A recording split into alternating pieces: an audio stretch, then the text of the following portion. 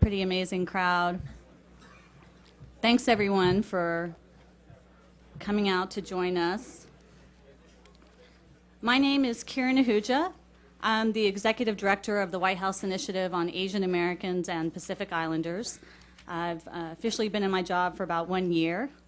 And just a little bit about me, I actually have no business experience whatsoever. So I think I'm really very qualified to be here in this role.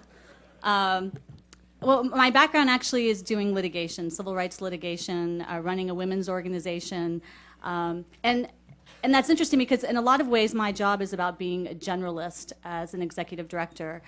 The White House Initiative is housed in the Department of Education, but we work across more than 23 federal agencies in the federal government to increase access and participation for Asian Americans, Native Hawaiians, and Pacific Islanders within the federal government. So we work on issues from health, education, the environment, community development and housing, and in particular economic development, which is why we're here and why this particular summit is so important and why we wanted to start in Silicon Valley. Of course, Dilawar was wringing our arms to do it here, which didn't take much, but there is the great importance of what you're doing here and the fact that there's a lot to talk about with what the administration has been doing around entrepreneurship and innovation. We have an incredible group of esteemed panelists here with a lot more experience than I do, and which I'm glad because I can let them take some of the hard questions later on. But I was thinking about this as far as, well, you know, I don't necessarily have the business background, but thinking about entrepreneurs and then the piece about entrepreneurial spirit, right? I was like, I think I have a little bit of the entrepreneurial spirit. So I had to think back to when I was, you know, really in touch with that. And, you know, I have to say I had to go back all the way to when I was on my bike pedaling around the neighborhood selling Girl Scout cookies and trying to make, you know, whatever top ranking Girl Scout with selling those cookies, and then thinking also about my parents and about our families. You can talk about entrepreneurs, high-tech entrepreneurs here, the number of entrepreneurs per square mile in this region. But the entrepreneurial spirit is a part of the Asian American community. And if we think about our parents and the kinds of jobs and what they were doing when they came to the country, whether it was second, third, fourth generation at this point, my parents who came as first-generation immigrants, my mom, for various economic reasons, had to become the small business owner, the entrepreneur in our family, from being a real estate agent to an insurance agent to running a clothing store at the time when I was high school, which I thought sold very tacky clothes that I didn't want to find myself anywhere near. But of course, that was the time when you're in high school and didn't want to have to do anything with your parents. But so, you know, I think it's very telling about the connection that we have in our communities with the entrepreneurial spirit and the entrepreneurs that we have in this room, and that even though they're very different, whether you talk about your parents running a dry cleaner or a convenience store or a motel or clinics, or like my mom who ran a clothing store, it's all a part of a continuum of what we're trying to do, which is do what we can do best for our families and for our communities and for our country. It's all tied together. And so I just feel so privileged to be here and so privileged to be a part of this discussion. So I will not waste any time in introducing the esteemed panelists on for this morning's plenary. And the morning plenary is entitled, Ways in Which Government is Working to Help You. So we have, first off, is Ronnie Chatterjee to the very far end, and he is serving as senior economist at the White House Council of Economic Advisors. And he focuses on entrepreneurship, small business, and innovation policy. And Professor Chatterjee, as he's known, can I just call you Prof? Yeah, that's okay. fine. Thanks. Is on leave from Duke University School of Business, where he was an associate professor of strategy. His work investigates some of the most important forces shaping our global economy and society around entrepreneurship, innovation, and the expanding social mission of business. He was also advisor for the Duke's program for entrepreneurs and was an entrepreneurship teacher at a Durham public high school when he was down there. So he was very, very busy. We also have Elizabeth Eccles, who is the regional administrator of the U.S. Business Administration. Very recent appointment in August, so she's more of a newbie than I am. Ms. Eccles, though that does no indication of the level of experience that she brings, of course. Ms. Eccles oversees SBA's programs, services, and 120 employees throughout Region 9, and which encompasses California, Nevada, Arizona, Hawaii, Guam, and the U.S. territories in the Pacific Islands. SBA plays a leading role helping small business owners and entrepreneurs securing financing, technical assistance, training, and federal contracts. And as a part of the SBA's economic recovery efforts, Region 9 has backed more than 11,000 Recovery Act loans worth nearly $6 billion. She is also a strong advocate for innovation, sustainability, and economic development. She served as director of the Northern California chapter of the U.S. Green Building Council, where she focused on developing public policy and forging alliances to support green jobs. And she also served as director of policy at Google. And she's very passionate about providing opportunities to the youth and underserved markets, and also spent some time in Washington as a part of the Clinton administration. And finally, we have Dawn Graves, who is the Deputy Assistant Secretary for Small Business, Community Development, and Housing Policy at the U.S. Department of the Treasury. In this role, Mr. Grave manages a portfolio of policy issues including business and small business finance and development, housing finance, community and economic development, capital access, job creation, and issues related to underserved communities. I'd like to also say that he was involved in the White House initiative during the Clinton administration, which is a little bit of the history of the initiative that we were actually originally started during the Clinton administration. So it's great to have him involved with us as well during the Obama administration. Don also served as partner with Graves, Horton, Askew, and Johns, and has also served as Director of Public Policy for the Business Roundtable. And finally, in addition to the work as Deputy Assistant Secretary for Small Business, Community Development, and Housing Policy, he also oversees the newly created Small Business Lending Fund and State Small Business Credit Initiative. Finally, I just wanted to mention about Don that he actually is, just from the base on his volunteer work, is very committed to taking his business skills and the work that he's done to helping underserved communities. And I think that says a lot about the character of who he is and the kinds of individuals, of all the panelists that we have here, of the kind of individuals we have in our administration. So I'd like to hand it over to Professor Chatterjee. Ronnie's fine, yeah. To get us started. Thank you. Great. Well, thank you, everyone, for being here. This is a fantastic crowd. It's really a credit. I mean, standing room only here. So a credit to Kieran and the initiative and her entire team. And I'm really pleased to be here, and I want to thank you guys for showing up. For me personally, it's great to be back in the Bay Area. I spent 5 years at Berkeley, and during those 5 years, we used to play football against a school down the road here. I can't remember the name of it, but we did win 5 consecutive times during my tenure. That's it. So go Bears, and I'll pretend I don't hear the boos from the Stanford crowd over here. But, yeah, this year was a little bit different. But let's talk about the future. Yeah, that's the theme of my talk. Really, is about the future, and maybe we'll talk about the future of the big game at the end too. So, in my role at the President's Council of Economic Advisors, I try to advise Austin Goolsbee, who's our boss, on entrepreneurship, innovation, and small business policy.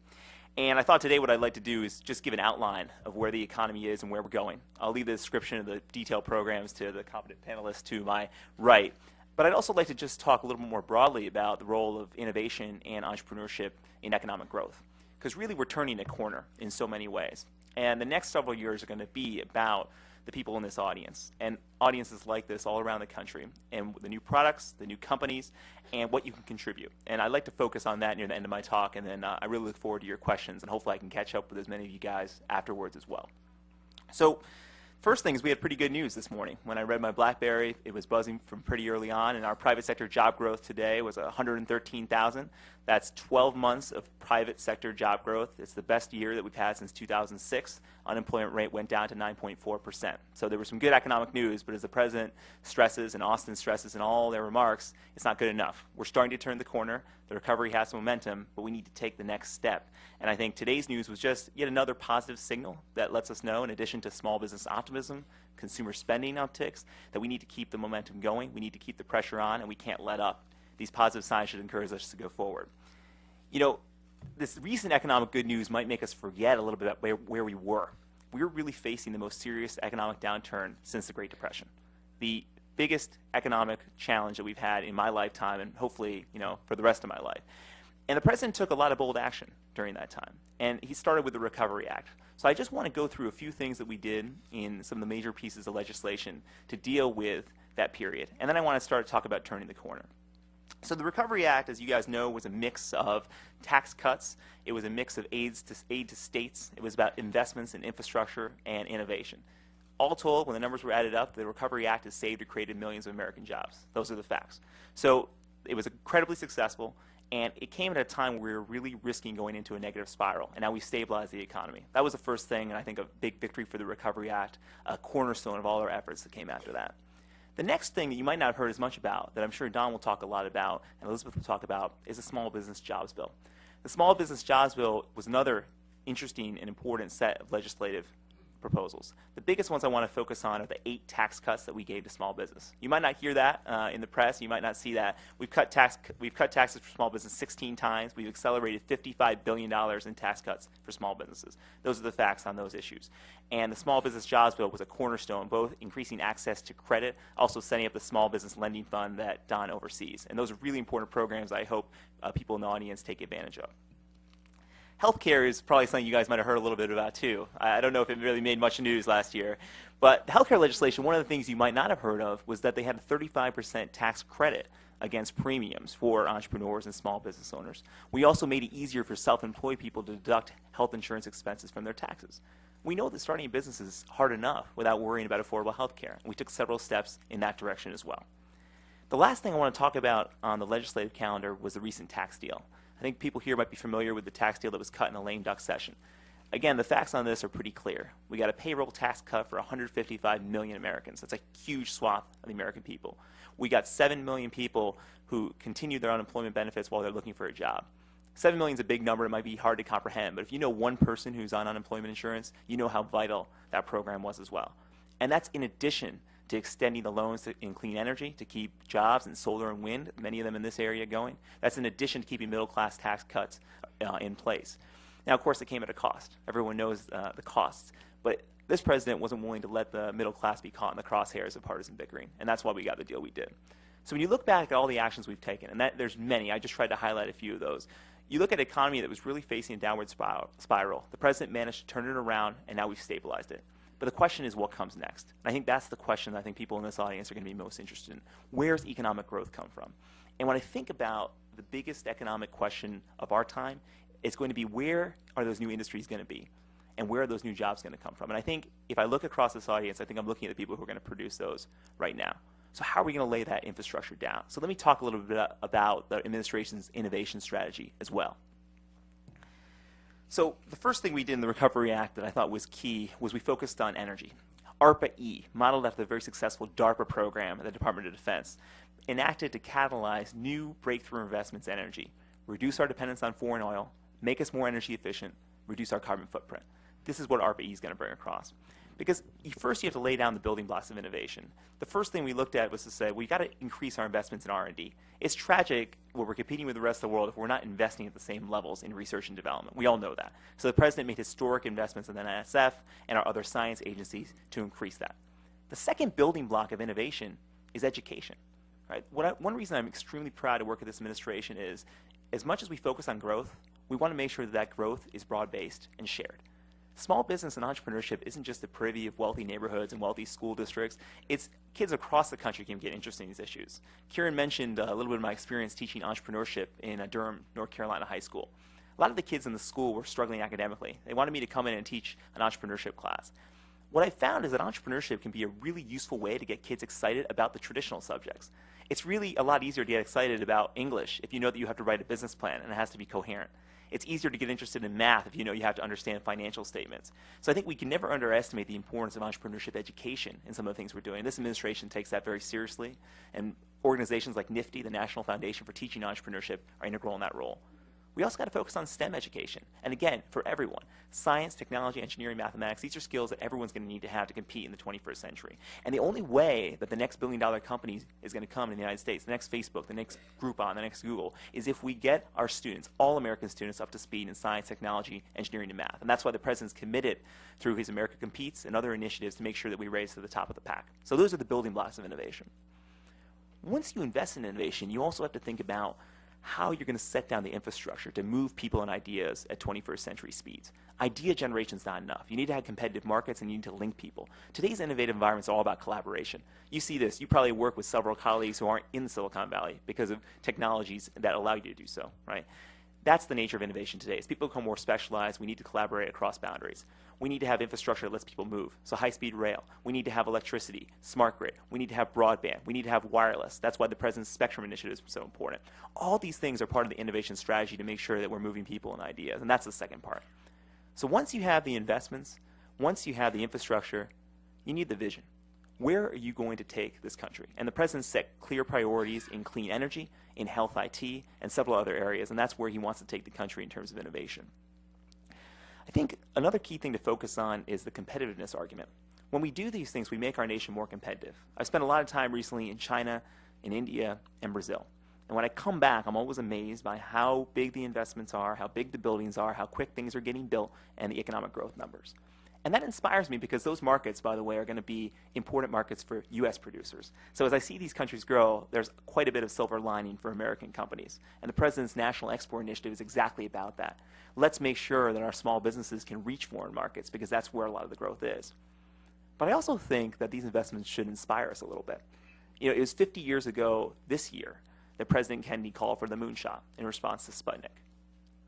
There's no lack of inspiration today for us to call for similar moonshots. We might need multiple moonshots to deal with the challenges of this generation. And on a personal note, it was also 50 years ago that my dad came to this country for the first time. And he set foot here on the day John F. Kennedy was inaugurated.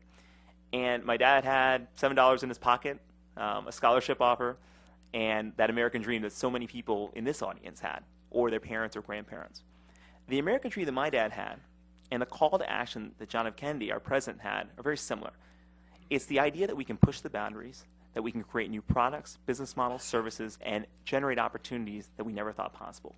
We're going to need to do that to turn the corner in the economy. We're going to need each and every one of you in the audience to stand up and do it with us, and we're going to need to catalyze this all across the country. So I think that we're well positioned to answer this, and I hope you guys will join us. I look forward to your questions on entrepreneurship, innovation, or the economy in general, and thanks for inviting me here. Thanks, Ronnie.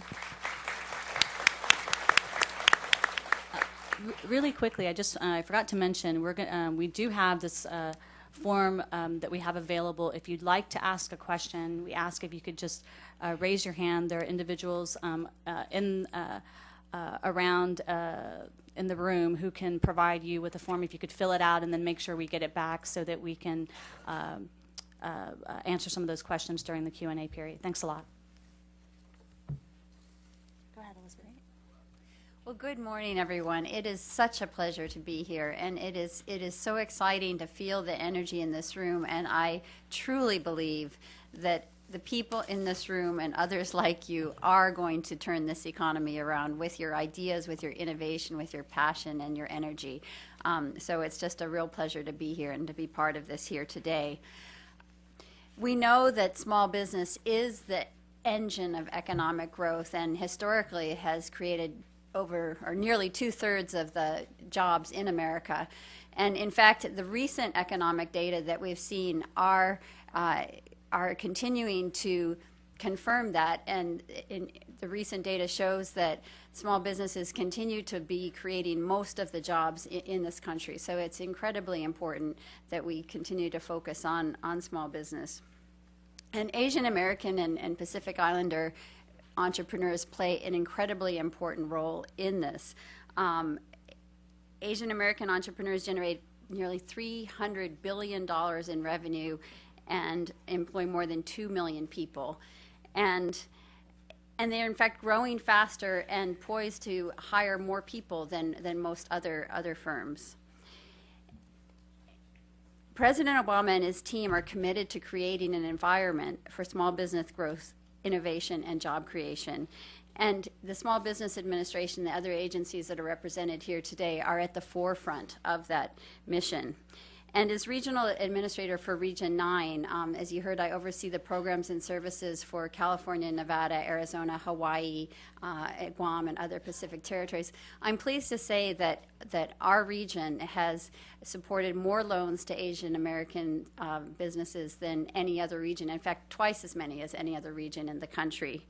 And our lending to Asian American borrowers has been twice that in the past quarter than of any other quarter in history. So we are very pleased and proud to be part of this this energy that we feel here in this room in terms of innovation and entrepreneurship among the AAPI community. So what exactly is it that SBA does, and how can we help you?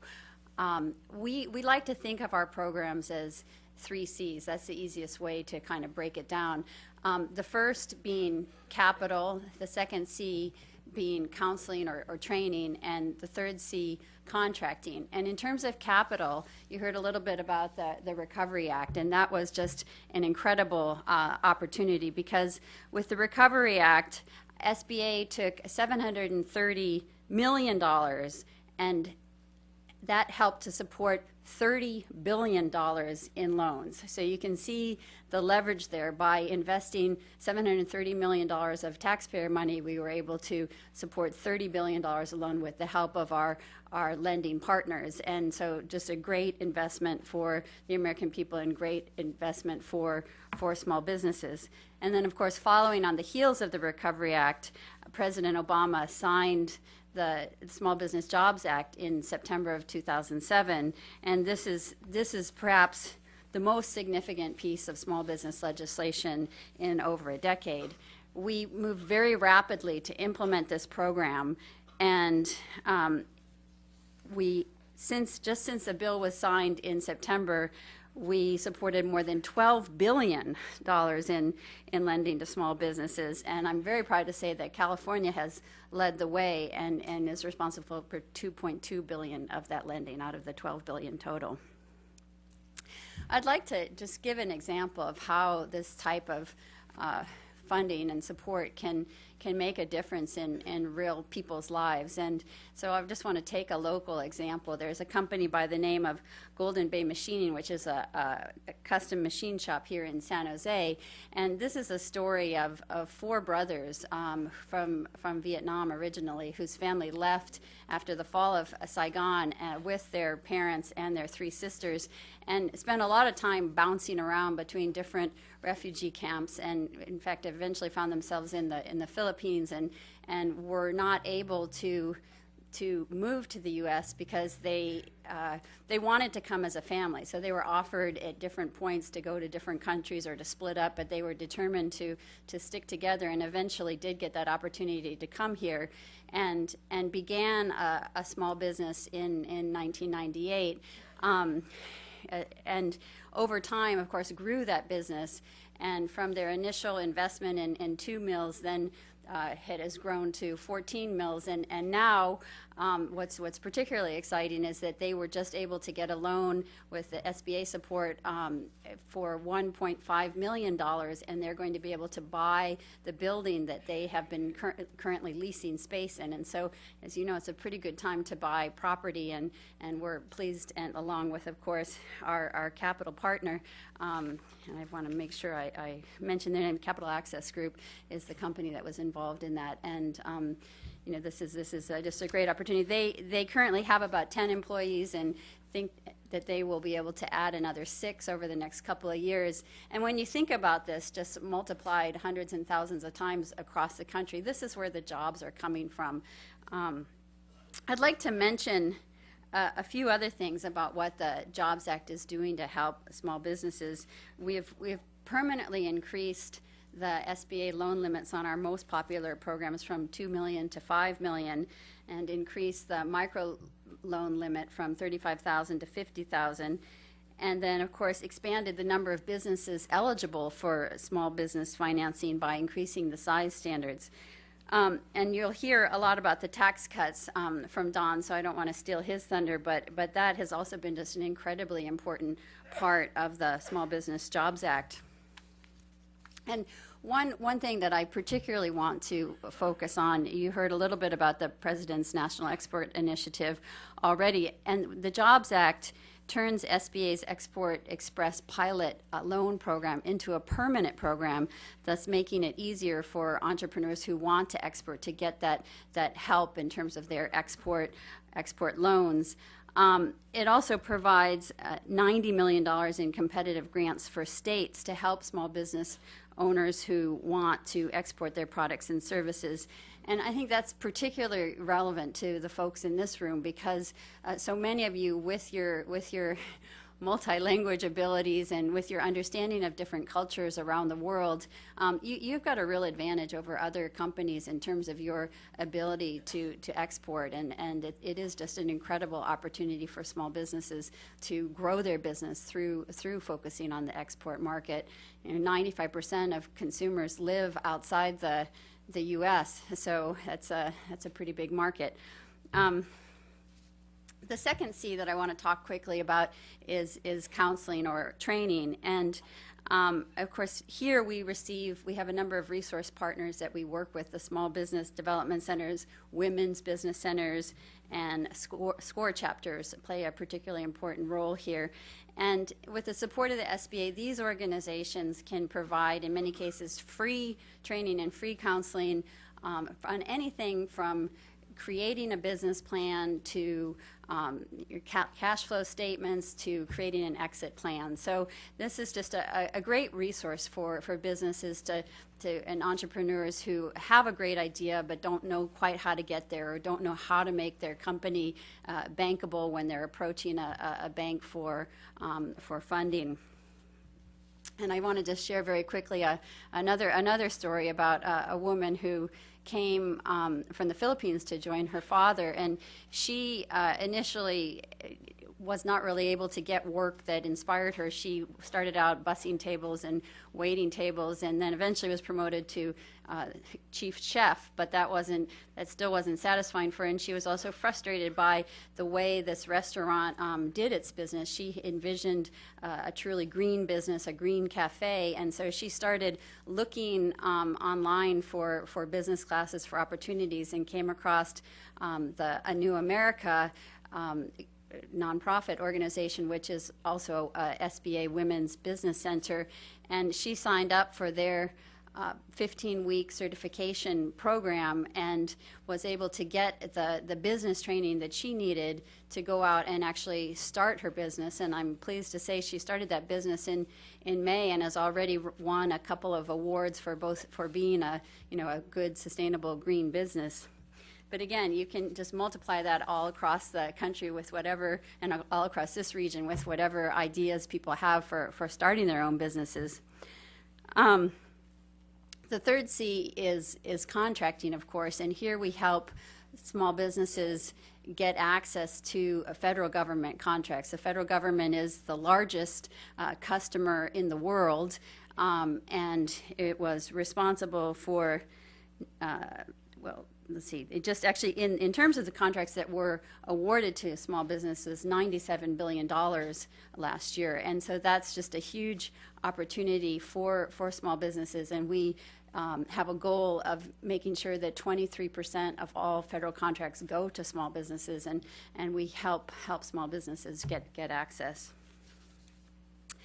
One thing I just want to note on small business contracting is that a new rule is coming out. It was actually proposed last fall. This is to support women businesses in areas where they are traditionally underrepresented. So the SBA identified 80 industry sectors where women are underrepresented, and now that we are just the rule will become final next month and will allow federal contracting officers to set aside contracts for women-owned businesses in those areas.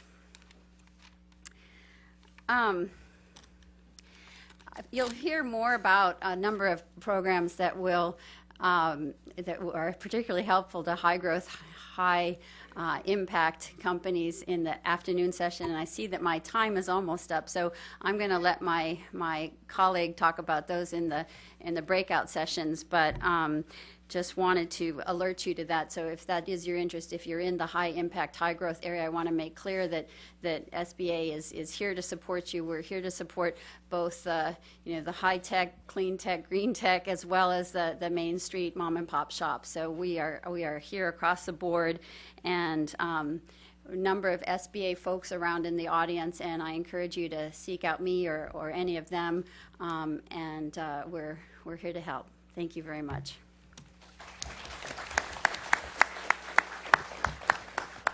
So I'll just remind folks again, if you want to ask a question, please raise your hand, and we'll get you those forms, and we'll make sure to get those questions. Okay, thanks. Go ahead, Tom. Well, good morning, everyone. Okay, I know it's a little bit earlier than it is for me because I'm East Coast and I'm 3 hours ahead, but you all, it's almost 11 o'clock, so you can do a little better than that. Good morning. Good morning. There we go, okay. Thank you all for being here. It is as my colleagues have said, it is absolutely wonderful to see such a great crowd of interested entrepreneurs, business people, community folks, financial services industry. We're very excited about what the initiative is doing. As Karen mentioned, I was involved in the initiative back during the Clinton administration when I was at the Treasury Department when it was kicked off, and I think it's truly a wonderful thing that we have this initiative, which is really focused on supporting and meeting the needs of the AAPI communities. Last night, when I was getting ready to make my way out here, I got called into a meeting with the secretary and spent a lot of time talking with him about things, and mentioned that I was coming here. And he said that he expressed his regrets that he couldn't be here himself because he believes that the Obama administration and the Treasury Department's commitment to this initiative and to the support of growing businesses and helping entrepreneurs is so critical to the long-term health of our overall economy. So he again apologizes for not being here himself, sends his greetings to all of you. Now, I know there are a number of my colleagues here from around the administration, and they've heard me do this before, so I apologize to them if they've heard it before. And if any of you, aside from my colleagues, has heard this before, don't hesitate to stop. But so a duck walks into a federal government building. Have you heard this one? No? No? Okay. Duck walks into a federal government building, and walks into a pretty nondescript office, and there's a desk, and it's filled with paper, and there's a government bureaucrat sitting behind the desk, and Duck waddles up and says to the bureaucrat, "Got any duck food?" And the bureaucrat, not really thinking that it's strange that a duck is actually first in the building, but now is actually talking to him, says, duck food? No, we're the federal government. We don't have duck food. You know, I'm sorry, you're going to have to go elsewhere. And actually, we're not supposed to have ducks in the building. So why don't you leave? So the duck waddles away. Next day, the duck comes back into that same bureaucrat's office and says to the bureaucrat, "Do you have any duck food?" And the bureaucrat says, "Listen, you came in here yesterday, and we didn't have duck food then, and I'm a busy man. I don't have time for you. So get out of here, scram." So the duck waddles away again. Third day in a row, duck waddles into the bureaucrat's office and says, "Got any duck food?" And the bureaucrat says, "Listen, I told you before, we don't have duck food. I am a very important government official. I do very important things to make sure that the government does what it does. We keep the bureaucracy moving. So get out of here before I nail your webbed feet to the floor." So the duck, scared that it's going to be stuck on the floor, waddles off. Fourth day in a row, the duck comes back into the bureaucrat's office. And the bureaucrat just, puts his head in his hands, shakes his head, says, the duck says, "Got any nails?" And the bureaucrat says, "No." And the duck says, "Got any duck food?" The reason I say that is that for too long, people have thought that the federal government is a place that doesn't respond to the needs of people, or ducks in this case. Whether it's duck food or help in growing businesses, stabilizing the economy, helping to create jobs, it doesn't really matter. I want to tell you that, and I think I speak for all of my colleagues here on the panel and our friends here from the Commerce Department, from the SBA, from the Federal Reserve, and other agencies. This is a time where the federal government, this administration, is committed to being responsive to your needs. And if we're not responsive to your needs, we're also willing to listen. We want to hear from you. If there are problems, if there's something that we aren't doing, we want to know about it so that we can try and fix it. As my colleagues have said, there have been a number of things that we've done over the last last couple of years to get the economy going again, including some pretty significant initiatives in the last few months. And I'm going to spend a fair amount of time talking about the Small Business Jobs Act that you've heard about. There is one person without whom that piece of legislation would not have passed, aside from the president. And that person, just about an hour and a half ago or so, was named chairman of the National Economic Council for the president. That's Gene Sperling. He's a good friend of mine, a colleague of mine from the Treasury Department. Aside from Elizabeth's colleagues at SBA, Karen Mills, Marie Johns, Elizabeth, and her other counterparts around the country, you will find no better advocate for small business, for entrepreneurship, for growth of the economy, and support for a wide range of communities than in Gene Sperling. So I think it says a lot about the president and about this administration that we have such a strong advocate who's now heading up the National Economic Council at the White House. So I want to just give him a little shout out for because without him we wouldn't have this wonderful piece of legislation or the tax cuts that Ronnie and Elizabeth mentioned. So there are two programs that were part of the Small Business Jobs Act that are Treasury-related programs. One of them is the Small Business Lending Fund. This is a $30 billion capital initiative that is going to support hundreds of billions of dollars of new lending all around the country. The program is aimed at providing capital to those community banks around the country, the Main Street banks, the banks that do the majority of the lending to small businesses, providing them with capital. So one, it provides them with the stability that they need so that they can continue to lend, because they're the ones who lent throughout the recession, to expand their lending, to get to new groups, to get to new businesses all around the country. The program provides capital to those banks, and it does it in such a way that those banks are able to receive incentives for increasing their lending. If they increase their lending by 10%, they can get their dividend rate, the interest rate that they pay on that capital, all the way down to 1%. You will not find a place in this country where an institution will be able to get dividend rates along those lines. As I said, we expect that it will create hundreds of billions of dollars of new lending going forward. So we're very excited about that program. We also have another program that has not gotten as much attention. It's called the State Small Business Credit Initiative.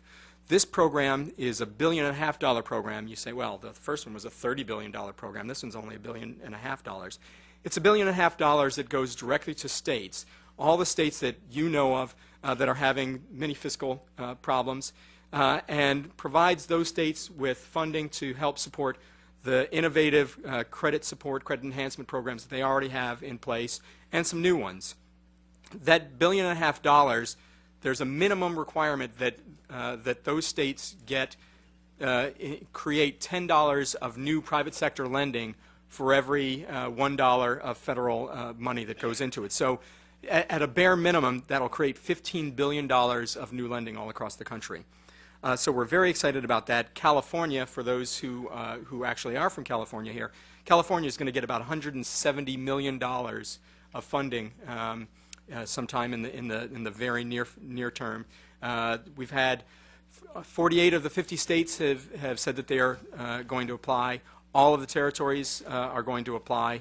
In fact, we have a few applications that have come in, and I expect within the next few days we'll have our first funding awards to those states. These programs, part of the state initiative, do go to lending that a lot of banks can't do these days.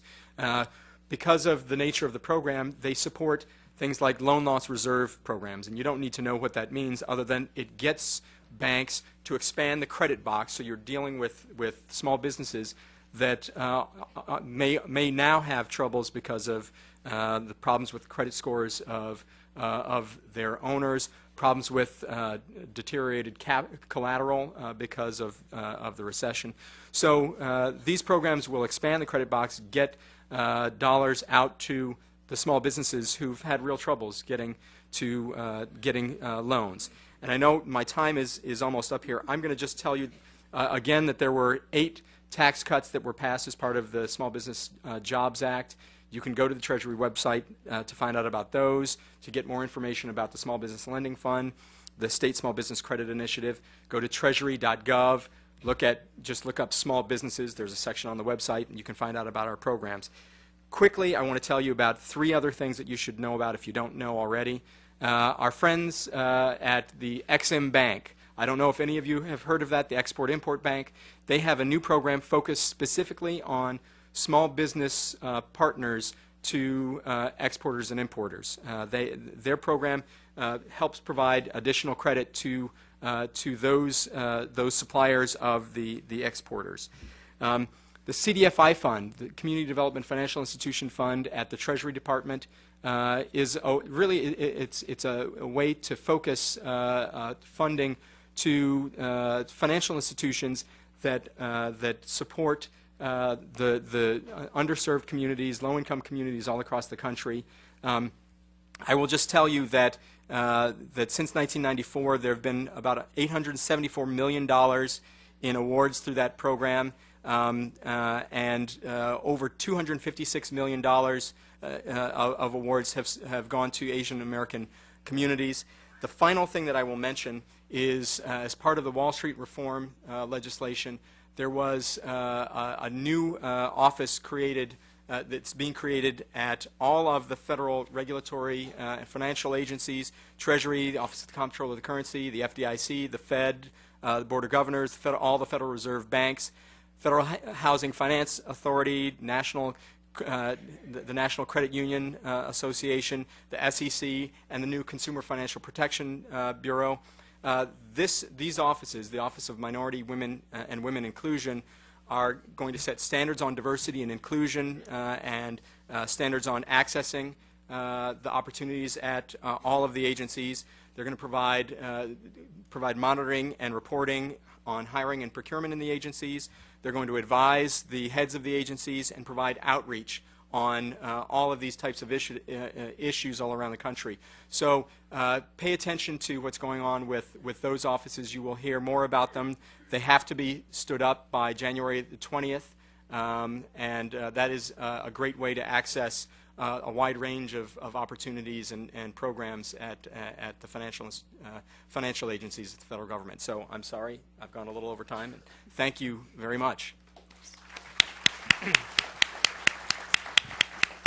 All right, so I need those questions. And if we can go ahead and get those, I know we have. Great. Can you hand them over? Okay. Tax issues, language issues, green tech. Lots of questions. SBA, big packet right here. So we're going to try to see. Moderator.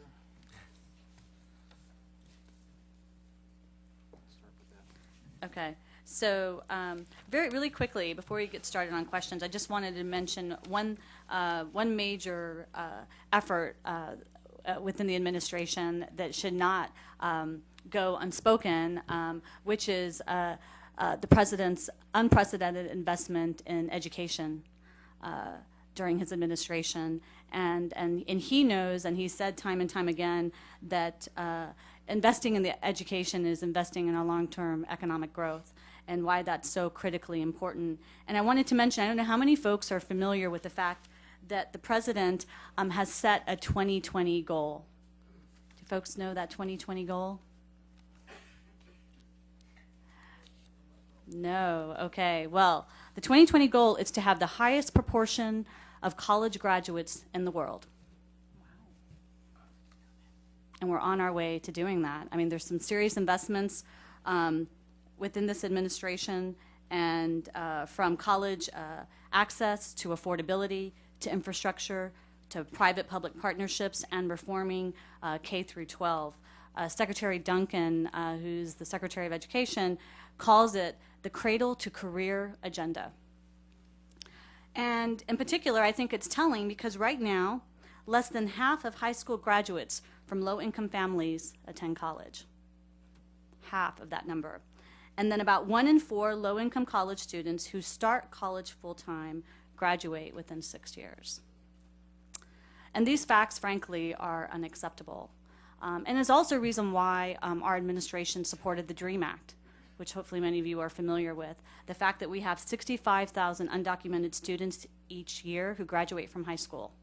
So if we're going to meet this goal in 2020, and if we're talking about long-term economic growth and investment, we can talk about the R&D, the clean tech, but we also know that, and the President feels very strongly about the fact that we need to make that serious investment in education. And I wanted to point out that we have here with us today a senior advisor for the Undersecretary Martha Cantor, who's Undersecretary in the Department of Education, Hal Plotkin. If you could just raise your hand. Hal's here, and also very fairly well known in the community. This is part of his earlier stomping ground. So if you have any questions related to education, he is the man to go to. So we're going to hand over, okay, let's see, who's the lucky person here? Why don't we just switch around with between, okay, so, oh, we've got more, right? Can you guys help me with filtering some of these? Okay. Okay. They are sorted.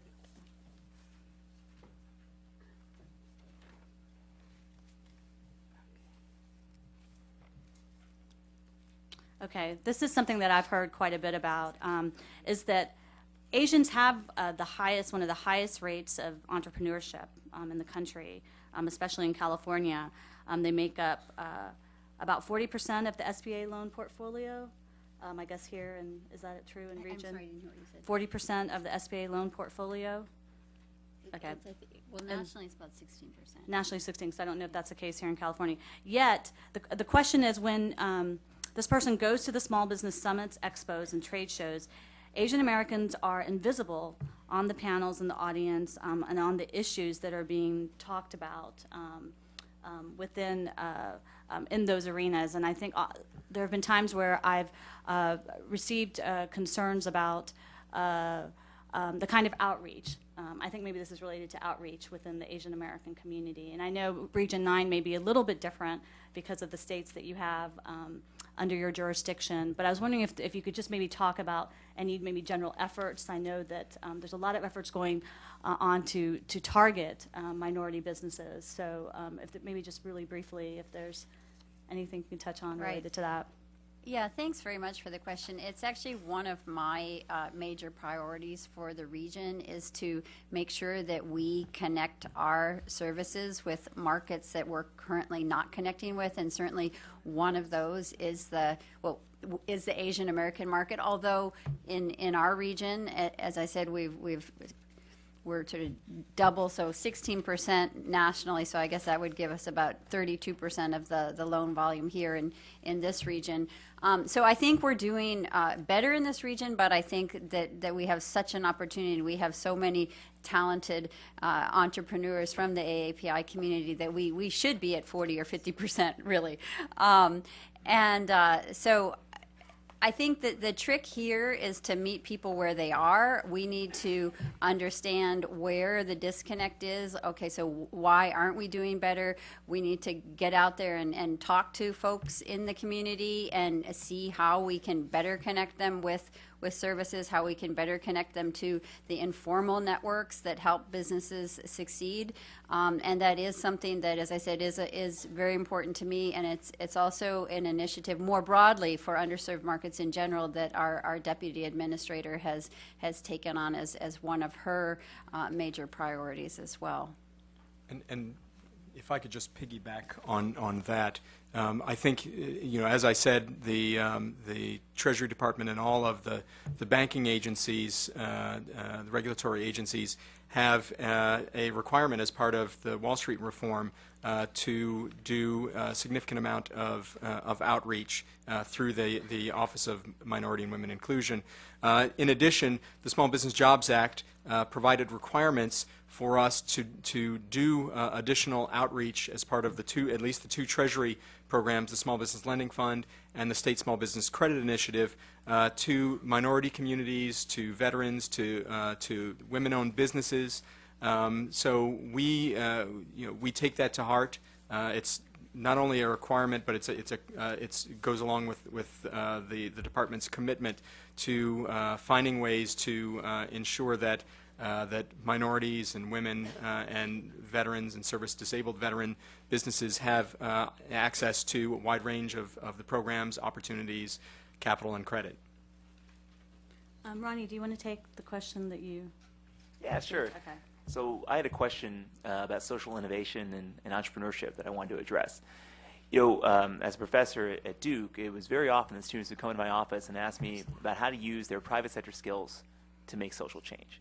And I've seen it increase across business schools, in boardrooms, all over the world, actually. And the question wanted to know, there's two questions related to both, sort of how do we harness these good ideas and what's the government doing? So our good colleague here, another AAPI member, Sonal Shah, runs the Office of Social Innovation and Entrepreneurship at the Domestic Policy Council. I work closely with her, but I strongly encourage people who are interested in this issue to follow up with her. I can parlay that as well. I think there's two big questions when it comes to social innovation and entrepreneurship. We have so many entrepreneurs right now all across the country doing amazing things to solve social problems. You've heard of people like Jeffrey Canada and his Harlem Children's Zone and the amazing gains he's made in the 100-block radius in New York City. The key question, though, is if we're going to use these ideas and scale them, how are we going to make Jeffrey Canada's in 100 cities across the United States? That's the challenge. That's the challenge. It's the same challenge that an entrepreneur faces with a new product. How do I scale and serve a broader market? But the issue for social entrepreneurs is there's not necessarily a great long-term financing market. How do you seek venture capital? How do you issue equity? How do you fund these operations going forward? So I think the challenge is, as a community, and this is not just a government job, I think this is a public, private, and social sector collaboration. How do we identify the best ideas? How do we scale the best ideas? And how do we institute metrics to make sure we're accomplishing our goals? And I think that's the vanguard where social innovation and entrepreneurship is going. I think Sonal is a big proponent of it. And for people who are interested, check out the Social Innovation Fund that they've launched. They handed out, I believe it's $50 million in grants to promising social enterprises. And stay tuned for more work in this area, because I think it's one of the most exciting things going on in the government. And I'd be happy to follow up offline with folks who are more interested in that issue. John, do you want to take one of yours? Sure. There were a number of questions about tax-related items, and rather than getting into the weeds on some of those tax questions, I'm going to do something that I know a lot of people don't necessarily like to do, but it is in keeping with my joke earlier and also our commitment to transparency. My phone number is 202-622-9939, and I'd be happy to take any of your calls on those issues or other issues, or connect you to the right person who can answer those questions. I do want to, one of the questions that we did get was, how can Treasury help our lending institutions loosen their purse strings by providing more loans for small business expansion? Well, that's exactly what these two new programs are aimed at doing. The Small Business Lending Fund, $30 billion of capital for financial institutions. They only get to reduce their dividend rate, their interest rate that they pay on that capital, by increasing their lending. If they don't, that interest rate goes up. So we think that that's going to provide a significant incentive to those institutions to provide additional lending.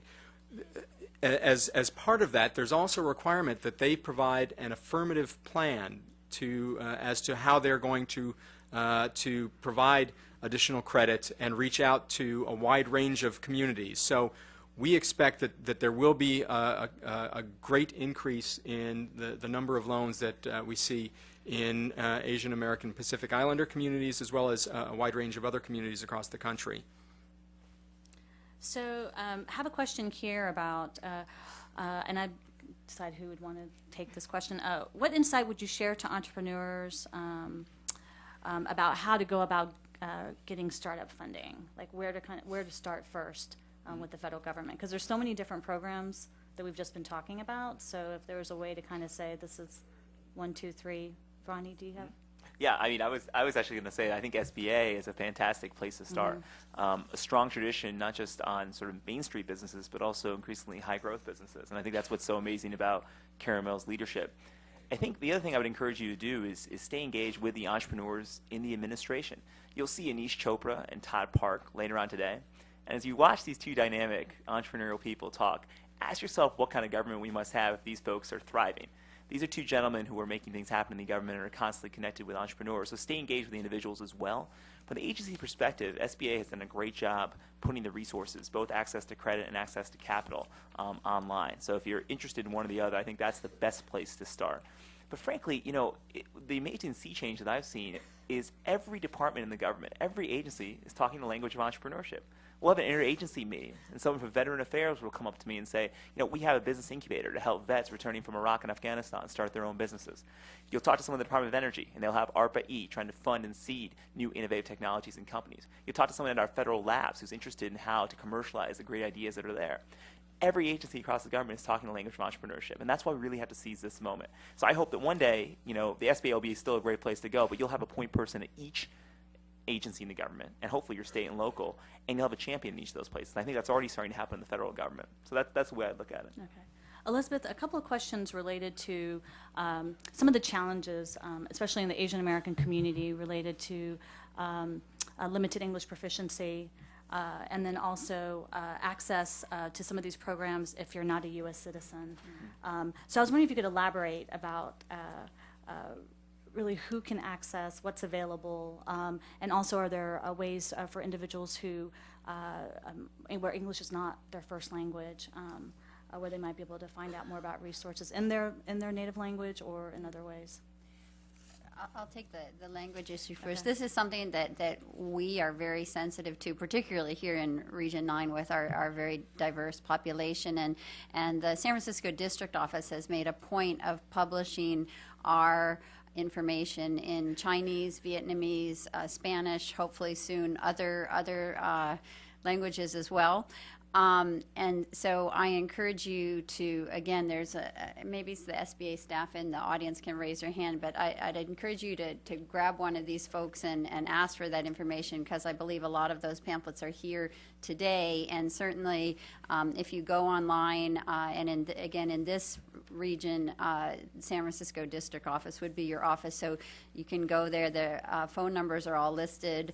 I'm co-located with that office, and I've found them to be incredibly responsive, not just to me, but to really any customers that I or anyone else sends their way. So I encourage you to reach out to them, get the help and information you need. And actually within the office itself, we have a number of folks who speak other languages, so that's something else to keep in mind. The other issue about what is and isn't available to American citizens, that's a tougher one, and certainly a lot of the loan guarantee and other things are not available unless you do need to be a U.S. citizen.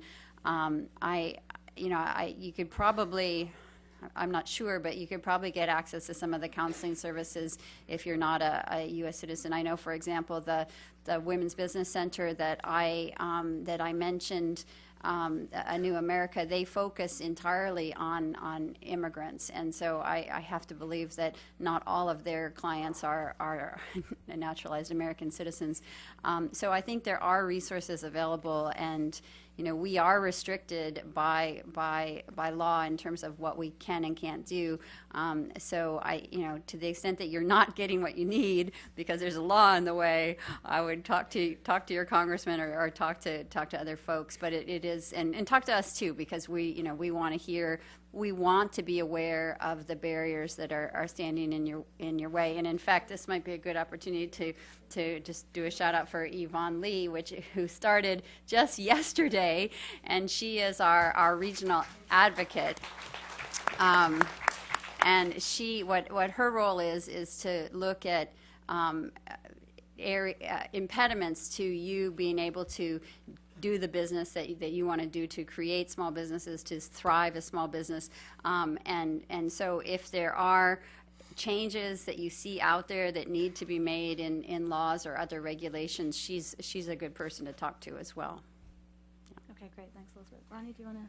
Yeah, sure. So I think I got a couple questions just in general about how you balance some of these investments that we're making with sort of long-term goals for deficit reduction. It's a big question. I mean, that's why the president set up his fiscal commission, to deal with exactly these issues.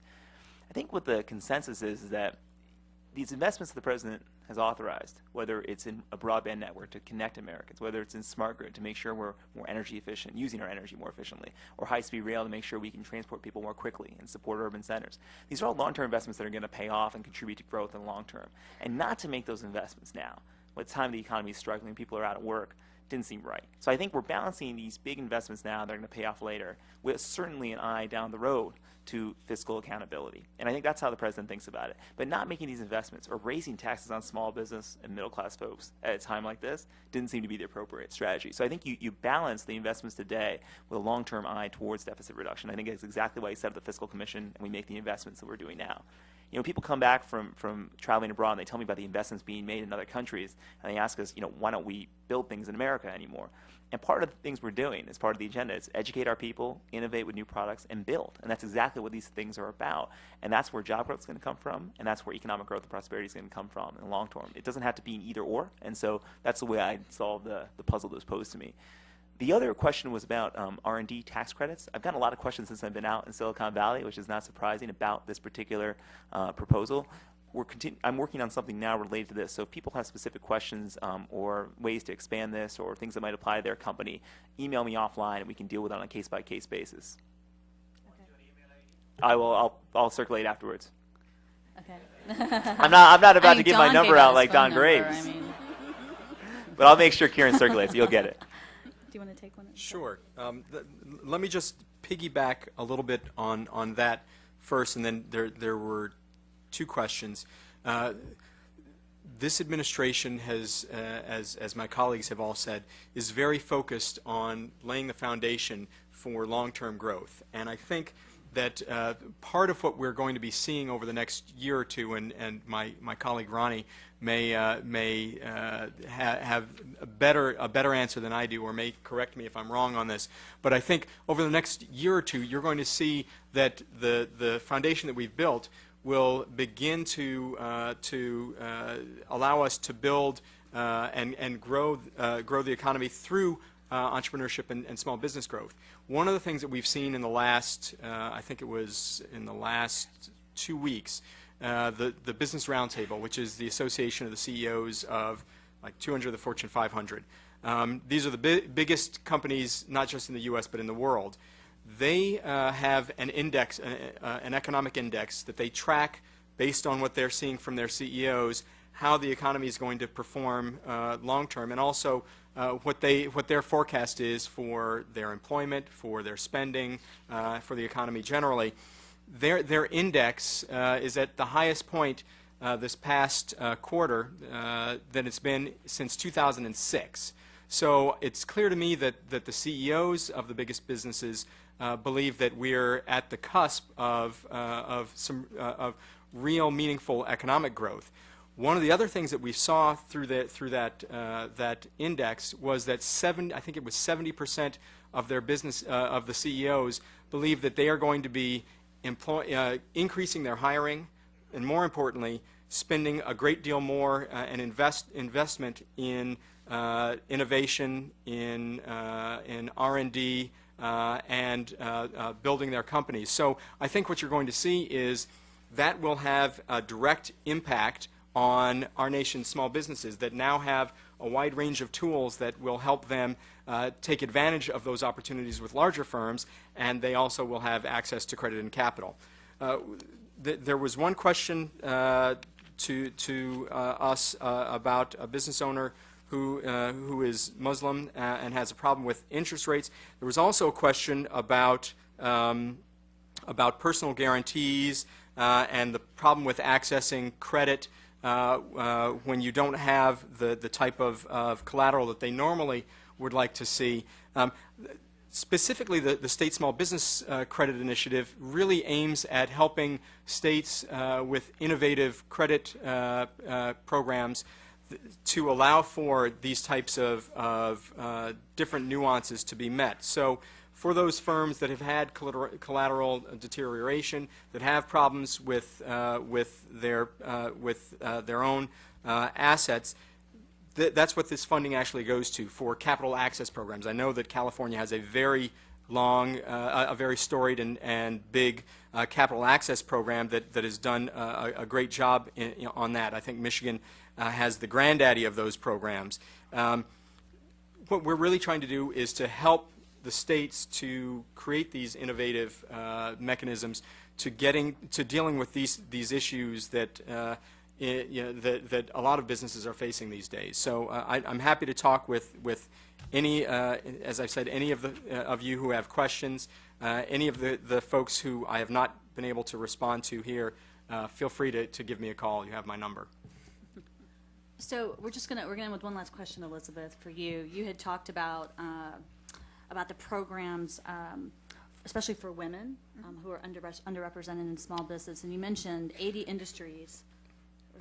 I'm just reading from here, so I don't know if that's the accurate quote, where women are underrepresented. And the person who writes this question wanted to know a little bit more about those industries, and also a little bit more about the programs and how they're going to go about improving opportunities for women entrepreneurs.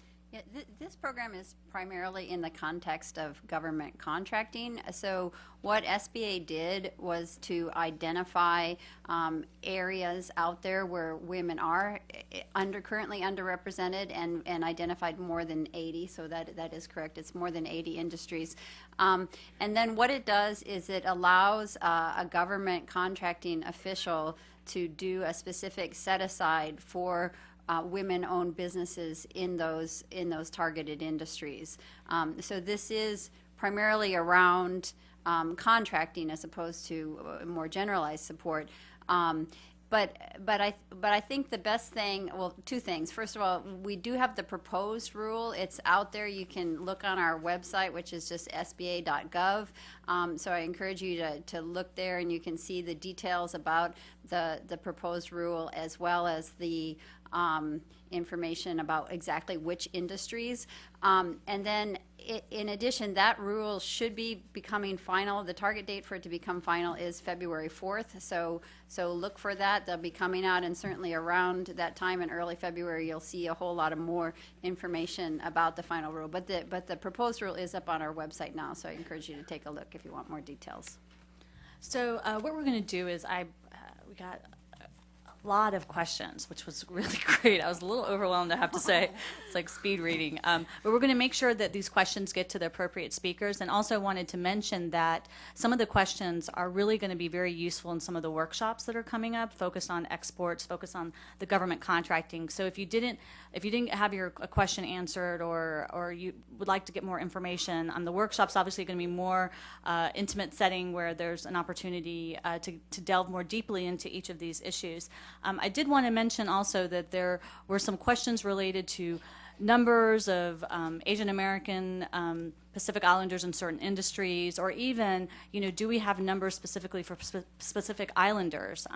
We've been talking a lot about Asian Americans, and as a part of this initiative, the Native Hawaiian and Pacific Islander community is very important as well. And one thing I wanted to mention that the initiative has been working on, and as a part of our executive order, is encouraging federal agencies to disaggregate data, to foster more data collection. We get these questions a lot from reporters, from when we go into the agencies, when we're trying to make the case, which I know is very much a challenge for advocates in the Asian American, Native Hawaiian, Pacific Islander community, to be able to have numbers that shore up, that back up some of the concerns in their community. And this is no different when we're talking about what is the lay of the land when it comes to where Asian Americans are thriving, where do we have challenges, what are some of the unique challenges for the Native Hawaiian Pacific Islander community in particular. So that is something that we're working on. I have to say, sometimes we're not where we need to be around this data collection, but just to let you know that that is the top priority for the initiative. I wanted to mention that we're going to take a break, and then we're going to move into a number of, actually 5 workshops. One on financing the next American startup company, the other on government contracting and opportunities for business, the other on exporting, taking your business global, one specifically on clean energy technology, and then also on healthcare IT. So there's a lot of going to be a lot of good conversations happening after this. I also want to thank our speakers, our panelists today, Dawn, Elizabeth, and Professor Ronnie for the wealth of knowledge. I know they wouldn't mind maybe staying around for a few minutes if folks have some questions. I know Dawn has to catch a flight in about 5 minutes, but so we have a little bit of break, mix and mingle, and we'll see you in these workshops. Thanks so much.